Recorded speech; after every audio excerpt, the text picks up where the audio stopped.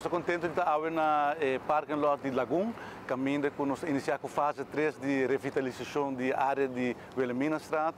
Para mais ou menos 2 anos passados, nós começamos a identificar a área aqui como um centro culinário de Oranjestad e nós decidimos começar a investir na área, melhorar a infraestrutura, fazer mais bonita, fazer mais agradável para passear nos visitantes, nos locais, por bem de uma área que tem luz, que tem parqueio, que tem lugar atrativo para nos render. Nós estamos em diferentes fases. A primeira fase está a construção da plaza, e depois é parte do caminho de Wilhelminastraat Bayabou, e a fase 3, que está o início de revitalização de full área de parking lot, assim nós fazendo full área aqui, uma área integrada, uma área bonita, com luz, caminho com os visitantes, por sentir mais seguro, e caminho nos restaurantes, também por ter uma melhor infraestrutura.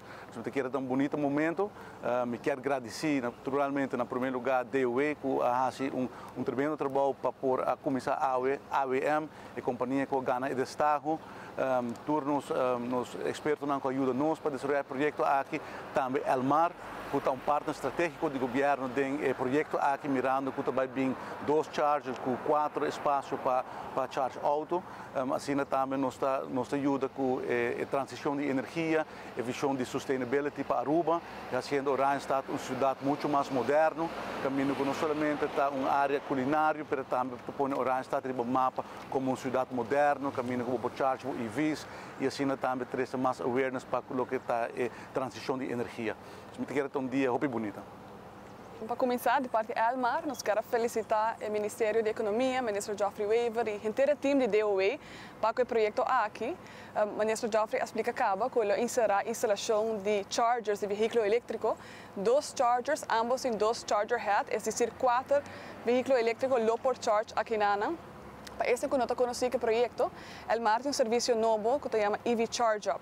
Esta aqui está chargers para veículos elétricos de Aruba. O projeto tem 2 tipos de serviço.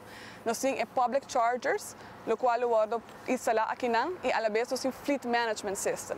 Que os chargers estão para a frota de companhia, que deseja de cambiar para electric vehicles. Então, tudo isso aqui está em quadro de Energy Policy de Aruba, onde a meta está para 2030, de 5% de veículos na Aruba está elétrico.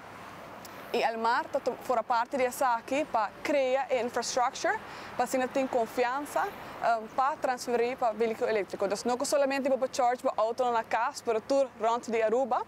Esta aqui é um esforço que Elmar faz estrategicamente, onde nós instalamos chargers rond de Aruba, no caso aqui, agora que na Lagoon.